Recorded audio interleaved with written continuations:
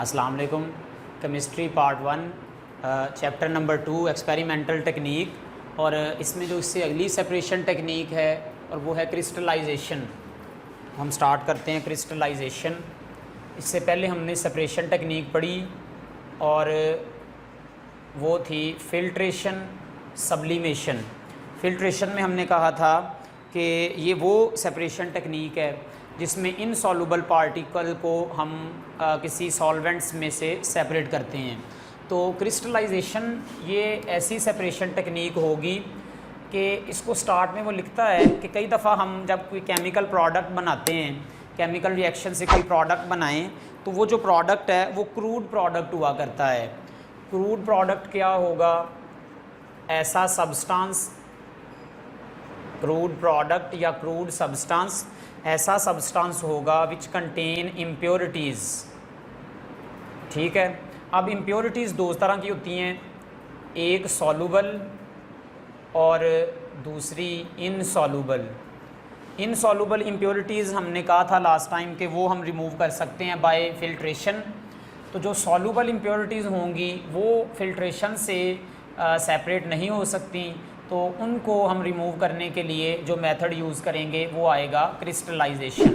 ठीक है, तो क्रिस्टलाइजेशन को हम सेपरेशन टेक्निक को इस तरह से यूज़ करते हैं कि अगर इनसॉल्युबल जो इम्प्योरिटीज़ हैं वो तो फिल्ट्रेशन से रिमूव हो गई, जो सॉल्युबल इम्प्योरिटीज़ होंगी उनको भी रिमूव करने के लिए जो प्रोसेस होगा ताकि हमारा जो कंपाउंड है वो प्योरीफाई हो सके, वो कहलाएगा क्रिस्टलाइजेशन।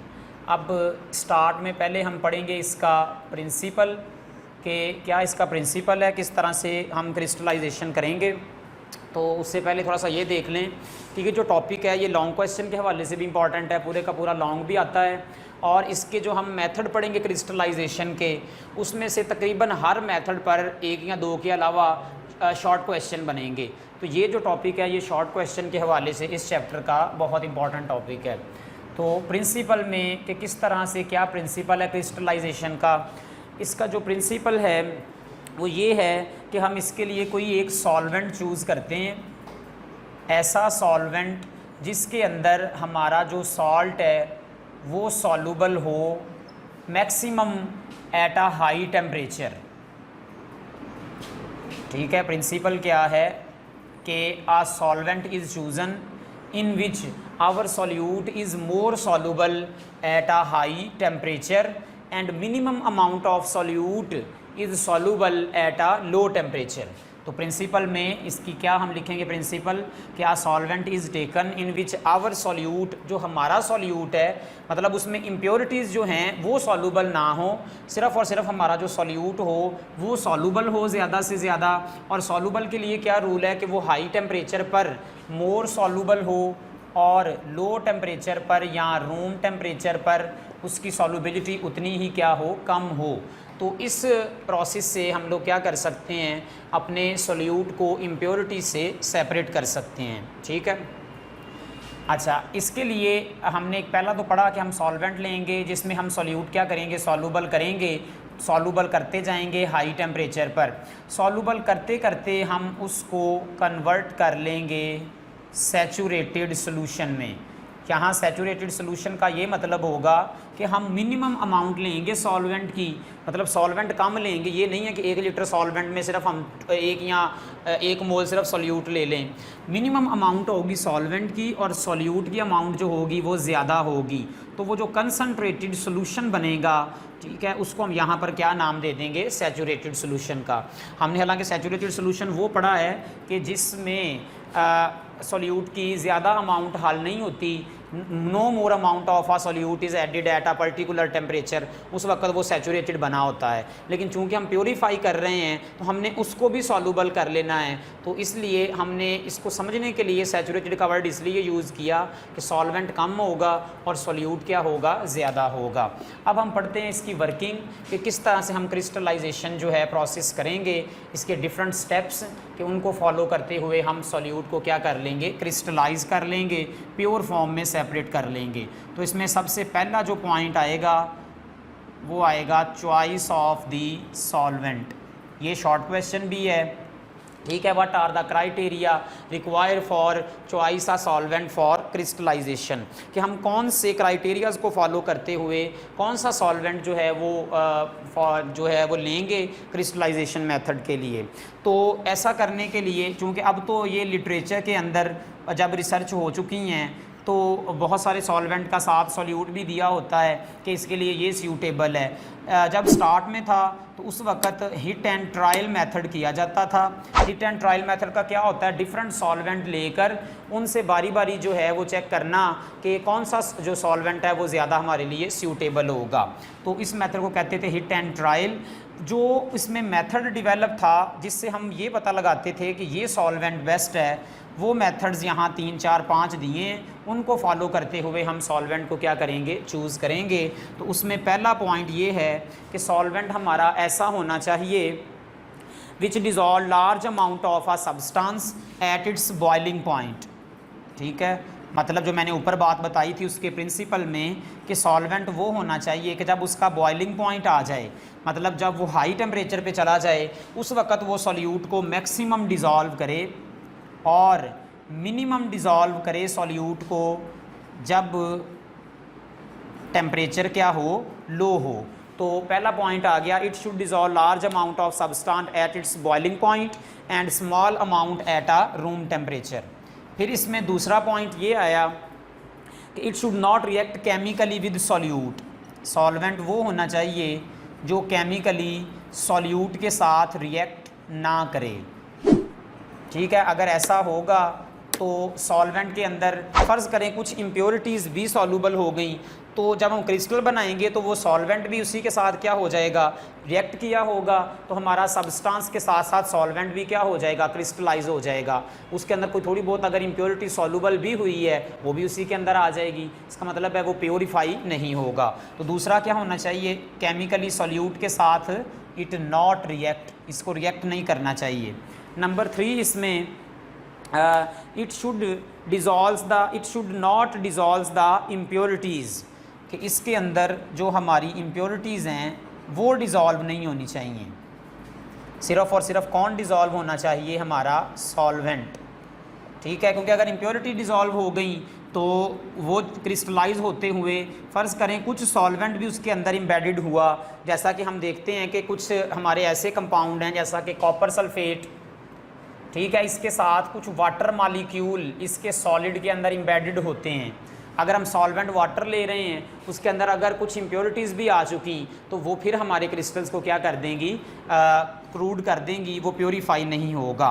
तो उसको इम्प्योरिटीज़ जो हैं वो डिज़ोल्व नहीं करनी चाहिए, क्योंकि हमारा मकसद ही हमारे सॉल्यूट को क्या करना है, प्योरीफाई करना है। इसके बाद इसमें चौथा पॉइंट आ गया, इट शुड बी इनएक्सपेंसिव। वो ज़्यादा एक्सपेंसिव नहीं होना चाहिए।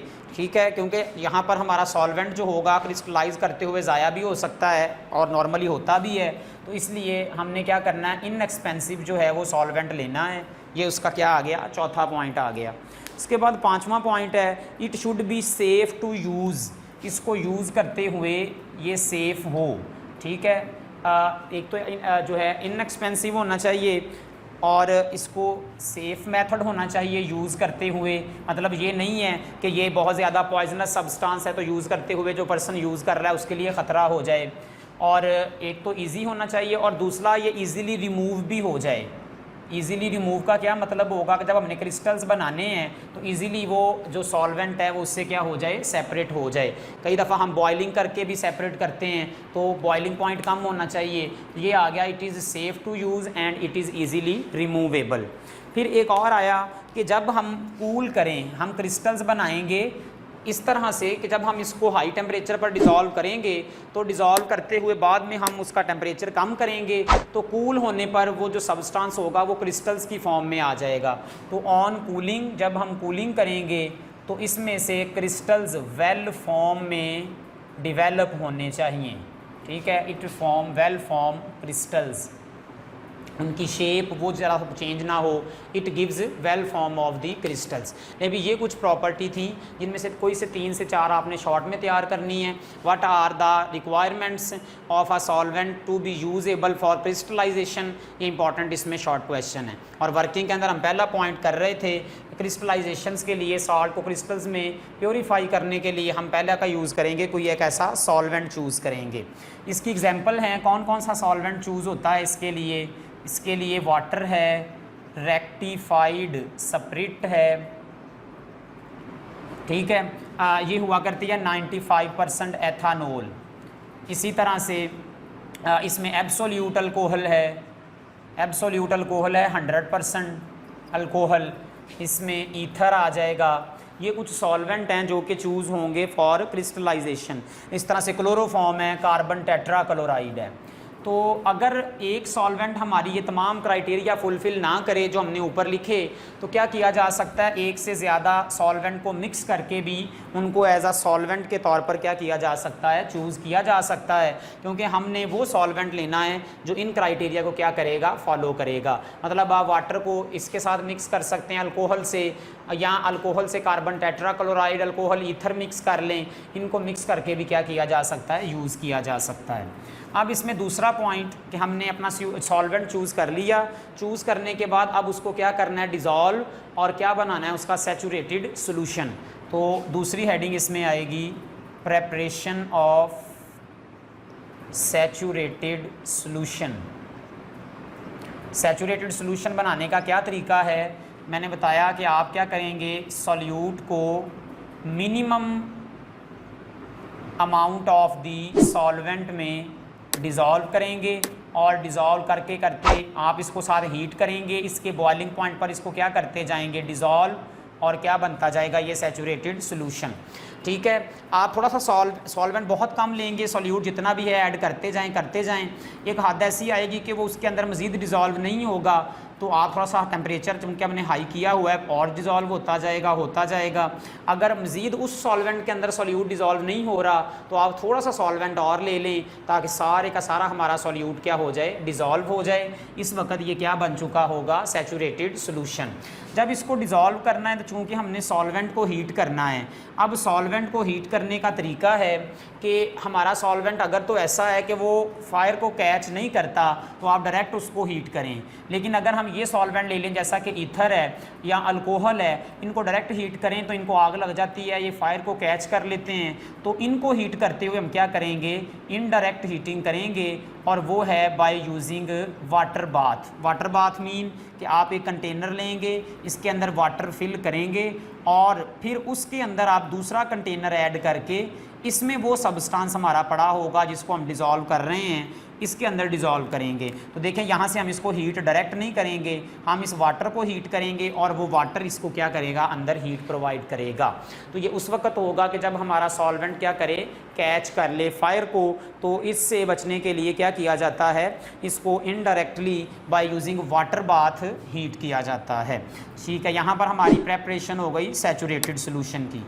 अब नंबर 3 पे आया, इसको जैसे हमने सैचुरेटेड सॉल्यूशन बनाकर नंबर 3 इसमें प्रोसेस आएगा फिल्ट्रेशन। हम क्या करेंगे, उसी हॉट सैचुरेटेड सॉल्यूशंस की फिल्ट्रेशन करेंगे। ठीक है, फिल्ट्रेशन का हमने मेथड पढ़ा हुआ है, किस तरह से फिल्ट्रेशन करेंगे, बाय यूजिंग फिल्टर पेपर और बाय यूजिंग क्रूसिबल। हम क्या कर सकते हैं, उसकी फिल्ट्रेशन कर सकते हैं।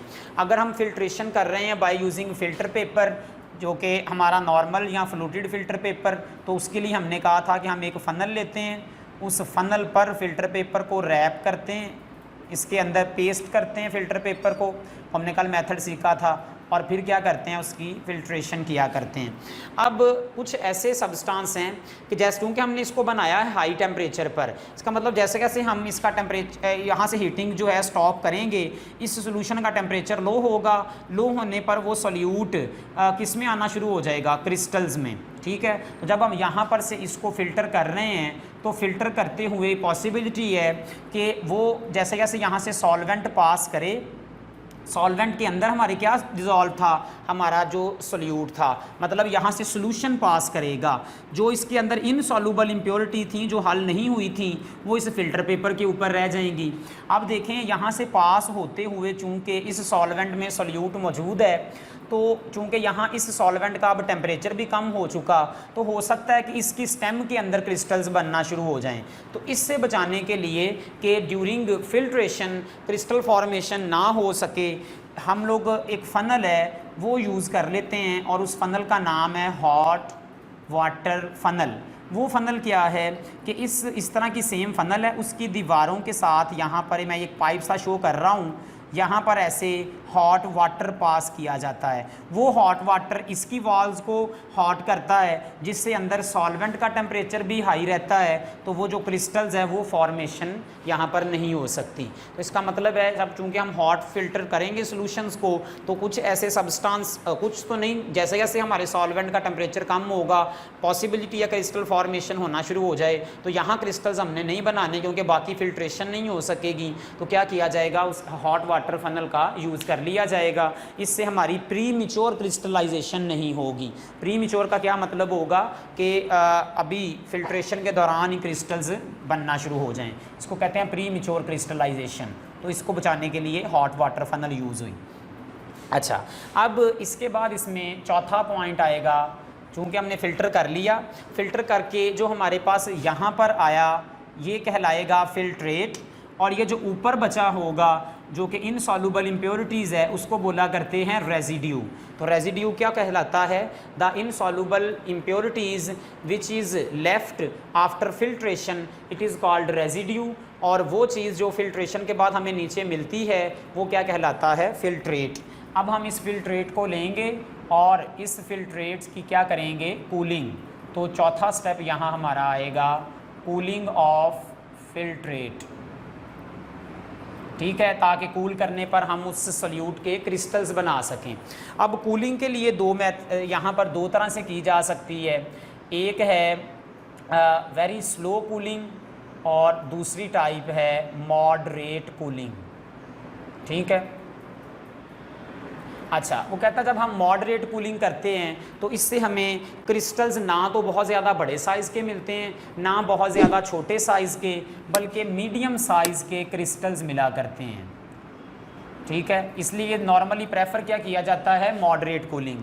अगर हम बहुत स्लो कूलिंग करेंगे तो इसका ड्रॉबैक है कि क्रिस्टल्स का साइज़ क्या होगा, बिग, बहुत लार्जर साइज़ के क्रिस्टल्स मिलेंगे। और ये भी पॉसिबिलिटी है क्योंकि हम बहुत स्लो कूलिंग कर रहे हैं तो होते होते कूल होते होते सॉल्वेंट भी ज़्यादा से ज़्यादा क्रिस्टल्स के अंदर एम्बेडेड हो जाए, और अगर सॉल्वेंट के अंदर कोई इम्प्योरिटीज़ जो कि सॉल्युबल भी आ गई है साथ ही, वो भी उसके अंदर क्या हो जाए, एम्बेडेड हो जाए। तो इसलिए स्लो कूलिंग से बचाते हैं। फिर एक तो उसमें क्रिस्टल्स बहुत बड़ा बनेगा, दूसरा उसमें सॉल्वेंट जो है वो भी साथ क्रिस्टल्स बन जाएंगे। तो उसमें ये हो जाएगा कि अगर उसके क्रिस्टल्स बन गए हैं तो हमारा क्रिस्टल्स को ड्राई करने का जो प्रोसेस होगा फिर वो कॉम्प्लिकेट हो जाएगा, क्योंकि आगे जाकर हमने पढ़ना है कि हमने क्रिस्टल्स को ड्राई भी करना है, तो ड्राई करने का प्रोसेस कॉम्प्लिकेट हो जाएगा। इससे बचाने के लिए कूलिंग वाला मेथड कौन सा यूज़ होगा, मॉडरेट, कि एक तो क्रिस्टल्स बहुत बड़े साइज़ का नहीं बनेगा क्योंकि बड़े साइज़ के क्रिस्टल्स को ड्राई करना भी मुश्किल है, और दूसरा कि उसके अंदर जो है वो सॉल्वेंट एम्बेडेड नहीं होगा। इसके बाद इसमें पांचवा पॉइंट आया कूलिंग करने के बाद, कलेक्टिंग द क्रिस्टल्स।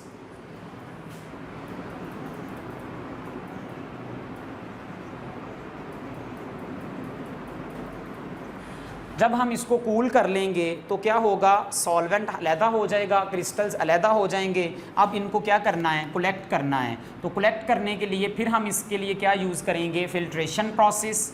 और वो कहता है यहाँ पर यूज़ किया जाएगा फिल्ट्रेशन के लिए गूज क्रूसिबल। ये याद रखना है कि फ़िल्टर पेपर से नॉर्मली नहीं करते, गूज क्रूसिबल से नॉर्मली क्या करते हैं, क्रिस्टल्स को उसके सॉल्वेंट से सेपरेट करते हैं, ठीक है। अब हम उसको सॉल्वेंट का नाम नहीं देंगे, अब उसको नाम देंगे मदर लिक्वर का। मदर लिक्वर क्या हुआ करता है, the solvent which is left after crystallisation. यहाँ जब हमने क्रिस्टल्स फॉर्मेशन कर ली तो क्रिस्टल्स फॉर्मेशन होने के बाद अब जो सॉल्वेंट बचा है वो खाली सॉल्वेंट नहीं है, उसके अंदर कुछ थोड़ी सी अमाउंट में क्रिस्टल्स हैं, हमारा सोल्यूट है जो क्रिस्टलाइज नहीं हो सका, तो उसको क्या बोला करते हैं, मदर लिक्वर। मतलब मदर लिक्वर दो चीज़ों का सम है, सॉल्वेंट प्लस कुछ अमाउंट ऐसी सोल्यूट की अभी है जो उस टेम्परेचर पर हमारे पास क्रिस्टल्स में नहीं आ सकी, थोड़ी सी अमाउंट होती है, बहुत ज़्यादा नहीं होती, तो उसको हम क्या कह सकते हैं, मदर लिक्वर कहेंगे। तो कहता है कि हम मदर लिक्वर को सेपरेट करेंगे क्रिस्टल से बाय यूजिंग गूच क्रूसिबल, क्योंकि इसमें हमने पढ़ा है हम फुल सक्शन प्रोवाइड कर सकते हैं बाय यूजिंग वैक्यूम पंप, ताकि सारे का सारा सॉल्वेंट हमारे क्रिस्टल से क्या हो जाए, सेपरेट हो जाए। तो इस तरह से करेंगे कि ये हमारा फ़र्ज़ करें एक क्रूसिबल है, गूज क्रूसिबल, इसके ऊपर हमने क्रिस्टल्स रखे, ये हम इसकी पहले सारी प्रेपरेशन कर चुके हैं। इसमें से हमारा मदर लिक्वर जो है वो यहाँ पर आ जाएगा और इसके ऊपर सारे के सारे ये जो क्रिस्टल्स थे जो हमें कलेक्ट करने थे वो सारे के सारे इसके ऊपर यहाँ पे बैठ गए। ठीक है, अब जैसे जैसे हम सक्शन डेवलप करेंगे बहुत ज़्यादा सक्शन होती जाएगी, सारा मदर लिक्वर नीचे, ये ऊपर हमें सॉलिड फॉर्म में आना शुरू हो जाएगा। ये इसको वो एक लफ्ज़ से डिनोट करता है कि ये एक केक की तरह बन जाएगा, मतलब इतना सॉलिड नहीं बना, थोड़ा सा फ्लफ़ी सा मटेरियल होगा, सेमी सॉलिड टाइप सा मटेरियल हम कह सकते हैं। तो वो कहता है कि ये केक की फॉर्म में डेवलप होगा। फिर क्या करेंगे, अभी भी इसके अंदर कुछ सॉल्वेंट मौजूद होगा, उसको भी मज़ीद निकालने के लिए इस केक को प्रेस करेंगे कॉक से।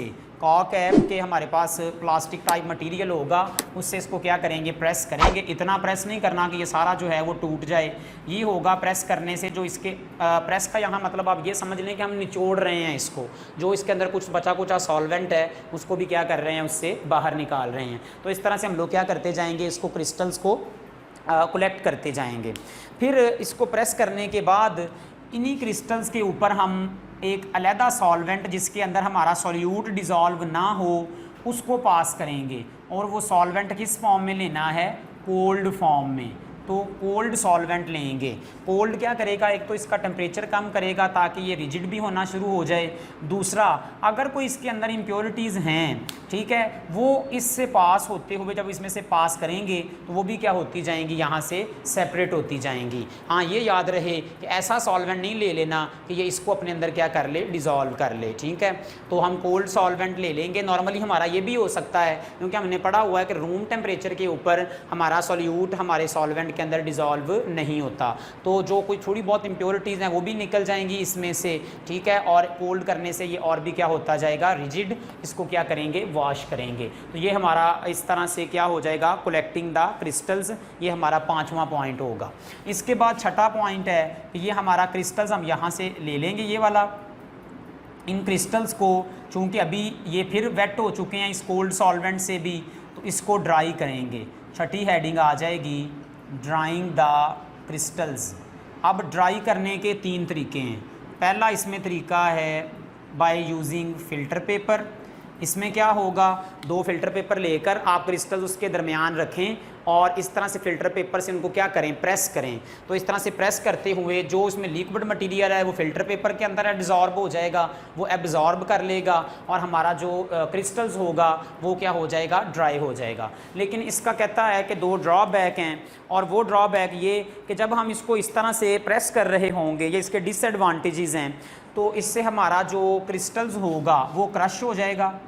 पहला इसका ड्रॉबैक आएगा कि इससे क्रिस्टल्स क्रश हो सकते हैं, मतलब वो क्रिस्टल्स पाउडर फॉर्म में आ सकते हैं, टूट सकते हैं। और दूसरा कि फ़िल्टर पेपर के जो फाइबर्स हैं, हमने कहा था ये सेलुलोज फाइबर से मिलकर बना होता है, वो फाइबर्स जो हैं वो भी उसके साथ उस हमारे क्रिस्टल्स को कंटेमिनेट कर सकते हैं। तो ये इसका पहला ड्रॉबैक आएगा। इसका मतलब है कि फ़िल्टर पेपर से हम लोग उसको ड्राई नहीं करेंगे। अगर तो वो ईज़िली नॉर्मली ऐसे हो जाए, हमें ज़्यादा प्रेस ना करना पड़े तो फिर तो ठीक है, लेकिन अगर वो फिर भी वेट हैं तो फ़िल्टर पेपर यूजेबल नहीं है। फिर दूसरा तरीका है कि आप इसको ड्राई करें ओवन में। आप क्या करते हैं, उसी फ़िल्टर पेपर के ऊपर जहाँ क्रिस्टल्स पड़े हैं इसको ओवन में रखें। ओवन के अंदर आप इसको टेम्परेचर प्रोवाइड करेंगे। ठीक है, टेम्परेचर में भी 100 डिग्री हो सकता है, तो उससे क्या होगा कि वाटर 100 डिग्री पर उड़ जाएगा।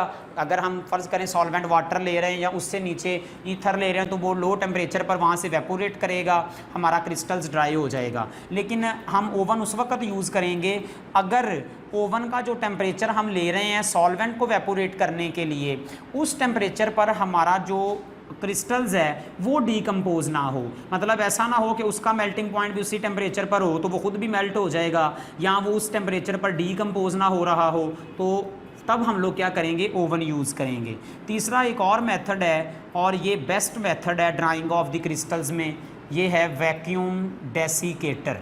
वैक्यूम डेसिकेटर क्या हुआ करता है, इसी तरह का एक कंटेनर है,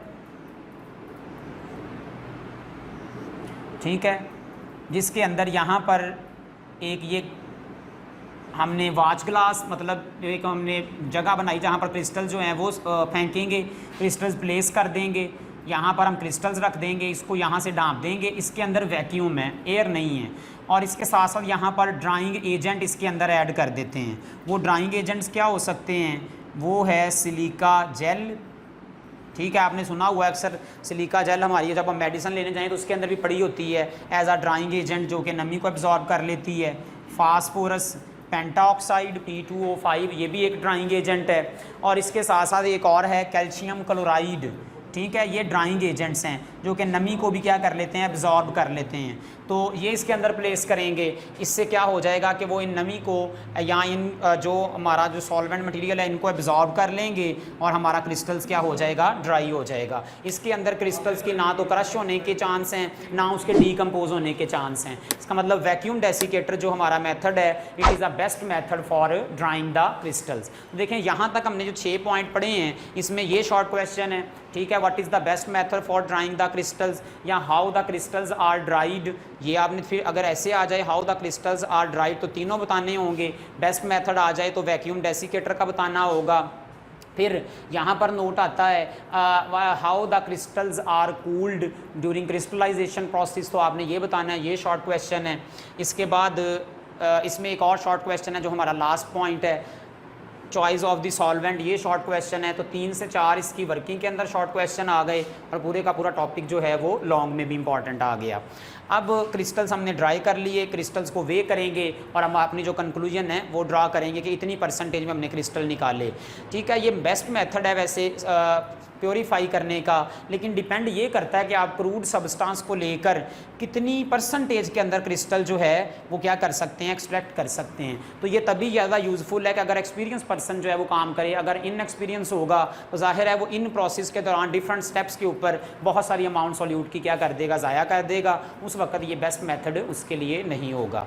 अब कई दफ़ा ऐसा होता है, वो कहता है कि जो हमारा क्रूड सब्सटेंस होता है, जब हम उसको डेवलप करते हैं, crude substance mean chemical reaction के दौरान या किसी प्रोसेस के दौरान प्रोडक्ट बनाया, तो उसके ऊपर कुछ कलर्ड इम्प्योरिटीज़ जो हैं वो हुआ करती हैं। जैसे हम शुगर जो है वो बनाएं, जो हमारी सिंपल शुगर है, टेबल शुगर, तो आपको पता है वाइट कलर की है, वो बनती है शुगर केन से, तो उसका कलर जो है वो ज़रा येलोश टाइप का होता है। तो उन कलर्ड इम्प्योरिटीज़ को, और इसके अलावा कुछ और इम्प्योरिटीज़ भी होती हैं, जब शुगर केन से शुगर बनाते हैं तो चूँकि वो एक प्लांट ही है, उसके ऊपर कुछ रेजिनस पॉलीमर्स टाइप प्रोडक्ट होते हैं, वो भी इम्प्योरिटीज़ हैं कलर्ड फॉर्म में। उनको रिमूव करने के लिए हम एक और स्टेप्स करते हैं, क्योंकि ये शुगर भी क्रिस्टलाइजेशन के प्रोसेस से जो है वो बना करती है।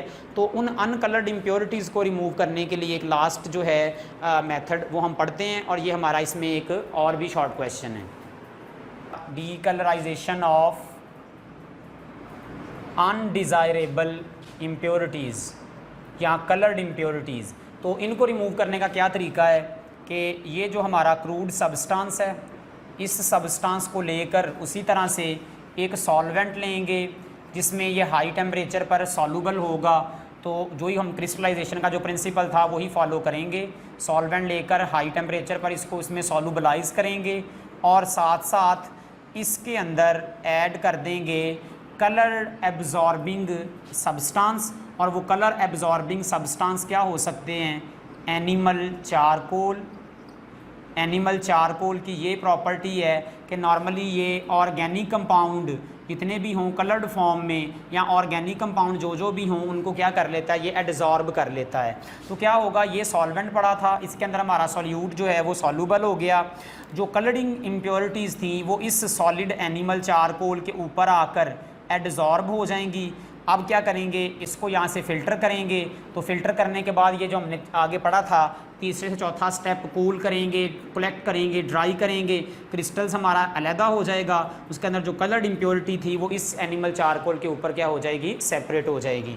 तो ये तो चूँकि पुरानी टाइम पे लिखा हुआ है कि सिर्फ एनिमल चारकोल को यूज़ करते हैं, इसका यूज़ है ऑर्गेनिक या कलरिंग इम्प्योरिटीज़ को, ऐसा कि मैंने शुगर के हवाले से कहा, इम्प्योर करने के लिए, रिमूव करने के लिए आजकल बहुत सारी आ चुकी हैं एडजॉर्बिंग सब्सटेंस, सल्फ़र डाइऑक्साइड है, सिलिका है, तो ये हमारे क्या कहलाते हैं, एडजॉर्बिंग सब्सटेंस विच रिमूव कलर्ड और अनवांटेड इम्प्योरिटीज़। तो ये लास्ट जो है कि how D colourise the crystals, ये भी शॉर्ट क्वेश्चन इंपॉर्टेंट है, ये भी आपने इसमें तैयार करना है। अच्छा, इसमें लास्ट पे सिर्फ ये कि कौन कौन से हमारे जो सॉल्यूट हैं हम उनको क्रिस्टलाइजेशन मेथड से क्या कर सकते हैं, सेपरेट कर सकते हैं। उसमें एग्जांपल कुछ लिख देता हूँ, जैसा कि पोटाशियम नाइट्रेट है, इसी तरह से एलम है, इसी तरह से बेंजोइक एसिड है। ये कुछ ऐसे सब्सटेंस हैं जिनको हम क्रिस्टलाइजेशन मेथड से क्या कर सकते हैं, क्रिस्टल्स फॉर्मेशन में सेपरेट कर सकते हैं। कॉपर सल्फेट है, हाँ, सोडियम क्लोराइड को हम नहीं कर सकते। ऐसा क्यों है कि हमने उसके प्रिंसिपल में ये पढ़ा है कि वो वाले सॉल्यूट क्रिस्टलाइज होंगे जिनका सॉल्युबलाइजेशन हाई टेम्परेचर पर, तो ये कुछ सॉल्यूट हैं जो कि क्रिस्टलाइज होंगे। कॉपर सल्फेट है, पोटाशियम नाइट्रेट है, बेंजोइक एसिड। NaCl नहीं करना क्योंकि ये नॉर्मल टेम्परेचर पर ही वाटर के अंदर क्या है, बहुत ज़्यादा सॉल्यूबल है। तो वो वाले करने हैं जो नॉर्मल टेम्परेचर पर कम सॉल्यूबल हों, हाई टेम्परेचर पर जाकर उनकी सॉल्युबिलिटी क्या करती जाए, इंक्रीज़ करती जाए। या हम ऐसे कह सकते हैं there is a large difference between freezing point and melting और boiling point of a solute. जिनके फ्रीजिंग और मेल्टिंग या बॉइलिंग पॉइंट में डिफरेंस ज़्यादा होगा वो क्रिस्टलाइजेशन से होंगे, जिनमें कम है या दूसरे लफ्ज़ों में जो नॉर्मल टेम्परेचर पर बहुत ज़्यादा सॉल्यूबल हैं उनको क्रिस्टलाइजेशन से हम लोग सेपरेट नहीं करते। जैसा कि हम वाटर को यूज़ कर सकते हैं इनको क्रिस्टलाइज करने के लिए, तो फिर NaCl के लिए हमारा सॉल्वेंट वाटर नहीं यूज़ होगा, इसको क्रिस्टलाइजेशन प्रोसेस से सेपरेट नहीं करेंगे। तो ये था हमारा क्रिस्टलाइजेशन का टॉपिक जो है कंप्लीट लॉन्ग क्वेश्चन आपने तैयार करना है। उसी तरह से वीडियो को फिर आप कमेंट करें, कोई चीज़ समझ नहीं आई उसके बारे में बताएं, लाइक करें, सब्सक्राइब करें। ओके जी, अल्लाह।